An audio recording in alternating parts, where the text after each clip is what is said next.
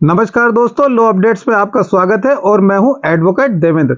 दोस्तों, आज हम चेक बाउंस कैसे होता है और उसमें न्यायालय की प्रक्रिया किस प्रकार से की जाती है उसके बारे में चर्चा करेंगे। सामान्यतः जब हम कभी किसी से पैसे का लेन देन करते हैं तो हम उसकी लिखा पढ़ी करवा लेते हैं या फिर सिक्योरिटी के रूप में उस व्यक्ति से चेक लेना पसंद करते हैं जिस पर आपके द्वारा कर्जे के रूप में दी गई धनराशि अंकित की जाती है। और कई बार हम खाली चेक भी ले लेते हैं और सामान्यतः जो उसके चेक लेने की शर्त होती है उस व्यक्ति का जिसने कर्जा लिया है उस पर उसका सिग्नेचर अनिवार्य होता है, तो सिग्नेचर लेना ही पर्याप्त होता है। और अन्य चीजें जैसे कि तारीख और रकम वो आप बाद में भी भर सकते हैं। और अब जब सामने वाले ने आपसे कर्जा ले लिया और आपने व्यवहारिक रूप से व्यवहार निभाते हुए उसको धनराशि देकर अपने दिए हुए गंतव्य स्थान और समय पर उस चेक को लगाने के लिए जाते हैं, तब आप ये पाते हैं कि सामने वाले के खाते में जब रकम नहीं होती है तो बैंक के द्वारा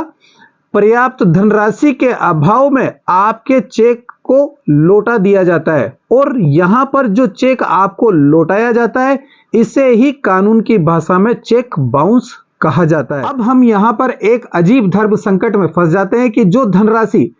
जो हमने कड़ी मेहनत से कमाई थी और विश्वास के कारण हमने अपने मित्र या रिश्तेदार या जानकार को उधार स्वरूप दिए, वो रकम हमें नहीं मिली है क्योंकि चेक बाउंस हो गया है। और साथ ही जब भी आपका चेक बाउंस होता है तो बैंक के शर्तों के अनुसार 100 रुपए से लेकर 400 रुपए तक और बैलेंस कम हो जाता है, वो बैलेंस काट लिया जाता है। अब जब आपको मालूम चल जाता है कि सामने वाले के द्वारा दिया गया चेक बाउंस हो गया है और आप उस व्यक्ति से संपर्क करते हैं कि भाई आपका चेक बाउंस हो गया है, तो वो इस बात को पहले से जानता है लेकिन वो टालम टोल करता है। वो आपका समय निकालने के लिए कहता है कि यार 15 दिन अथवा 1 महीने के बाद में इसे दोबारा से बैंक में लगाना क्योंकि मेरे पास अभी रुपयों की व्यवस्था नहीं है। और जब आप उसे दोबारा भी लगाते हैं तो दोबारा भी वो बाउंस हो जाता है। सामने वाले की मंशा आपके रुपयों को हड़प करने की है, वो आपको रुपया नहीं देना चाहता और बार बार जब जब आप उसके पास जाते हैं तो वो आपके टालम टोल करते हुए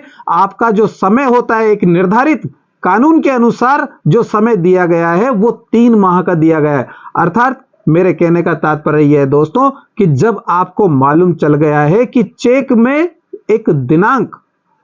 डल गई है, उस दिनांक के डलने के बाद में आपको आपराधिक कार्रवाई करने के लिए उससे पैसा वसूल करने के लिए जो समय सीमा दी गई है वो मात्र 90 दिन की होती है। पहले ये 180 दिन की थी लेकिन संशोधन के बाद में अब इस समय सीमा को घटाते हुए चेक की जो मियाद है वो 90 दिन कर दी गई है। सामान्यतः कई बार कुछ लोग ऐसा सोचते हैं कि 90 दिन निकल गए हैं और हमारा चेक खराब हो गया है, तो मैं आपको बताऊं कि 90 दिन के बाद में भी आपका चेक जिंदा रहता है, वो मैं थोड़ी देर बाद बताऊंगा। लेकिन सबसे पहले हम ये देख लें कि जब सामने वाला आपको चेक की रकम देने से टालम टोल कर रहा है, आपका समय निकाल रहा है, तब आप सामान्यतः कई बार ऐसा होता है कि आपने किसी चेक को लिया और एक बार बैंक में लगा दिया, बाउंस हो गया, तो आप सोचते हो कि वो चेक खराब हो गया है। वो चेक खराब नहीं हुआ है दोस्तों। अगर सामने वाला ये कह रहा है कि हाँ मैंने पैसा डाल दिया है तो आप दोबारा भी लगा सकते हैं और 3 बार तिबारा भी लगा सकते हो। कहने का तात्पर्य यह है कि चेक 90 दिन की जो मियाद होती है उसके पहले वो खराब नहीं होता है, 90 दिन के बाद में भी खराब नहीं होता है। लेकिन कानून की भाषा में थोड़ा सा अंतर यह आता है कि जो 90 दिन की मियाद है वहां पर जो आपसे बैंक के द्वारा जब पैसा नहीं मिला तो उसको न्यायालय के द्वारा किस तरीके से वसूल किया जाए, तो सबसे पहले जो कार्रवाई होती है वो आपराधिक कार्रवाई होती है जिसमें 90 दिन की मियाद आवश्यक होती है। 90 दिन के बाद में सिविल अर्थात दीवानी कार्रवाई कर सकते हैं। आपराधिक कार्रवाई करने के लिए आपको धारा 138 नेगोशिएबल इंस्ट्रूमेंट एक्ट के तहत आपको आपराधिक कार्रवाई करनी पड़ती है। और यदि आप 3 माह का समय निकाल देते हैं या किसी भी कारण से वो चाहे सामने वाले की गलती से आपका निकला हो या फिर आप स्वयं की गलती से वो आपके 90 दिन का समय निकल जाए, तो आप घबराइए मत, वो चेक खराब नहीं होगा। आप उसके लिए सिविल कार्रवाई कर सकते हैं। हाँ, बशर्ते यहां पर एक यह है कि जब भी आप अपने अदायगी रकम को वसूल करने के लिए दीवानी न्यायालय में उस चेक को भरकर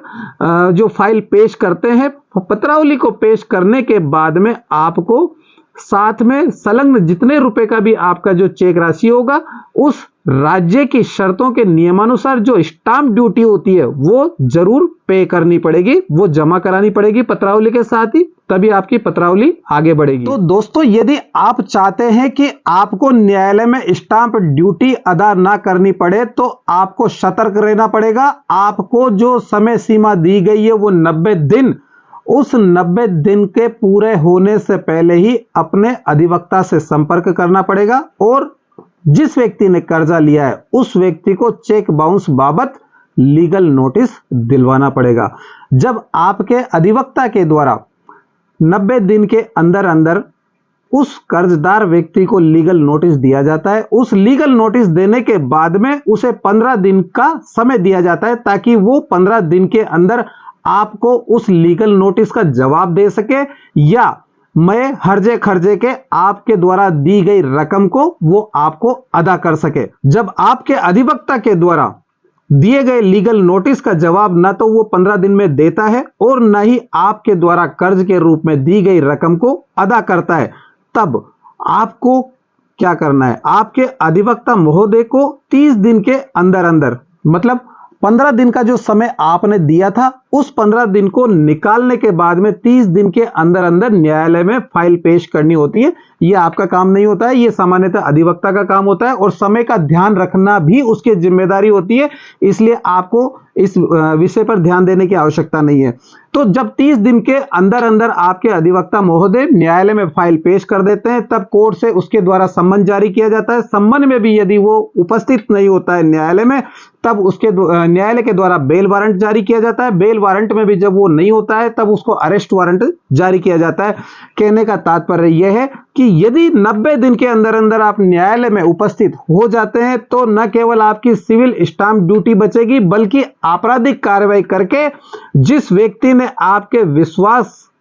विश्वासघात किया है उस व्यक्ति को जेल भी होगी। जेल कितने दिन की होगी? वो 2 वर्ष की हो सकती है और साथ ही जो रुपया आपने दिया है वो दुगना तक न्यायालय आपको दिलवा सकती है। तो ये आज मेरे द्वारा जो बताई गई जानकारी है वो चेक बाउंस के बारे में बिल्कुल सामान्य जानकारी दी गई है। और कई बार हम ऐसा सोचते हैं कि हमारा चेक खराब हो गया है, तो वो आपका चेक खराब नहीं होता है। आप ये मानकर चलिए कि 90 दिन जो आपको मिले हुए हैं वो आपको आपराधिक कार्रवाई करने के लिए मिले हुए हैं, जिसमें न केवल आप सामने वाले को सजा दिलाते हो बल्कि आपकी रकम का दुगना भी न्यायालय से प्राप्त कर सकते हो। और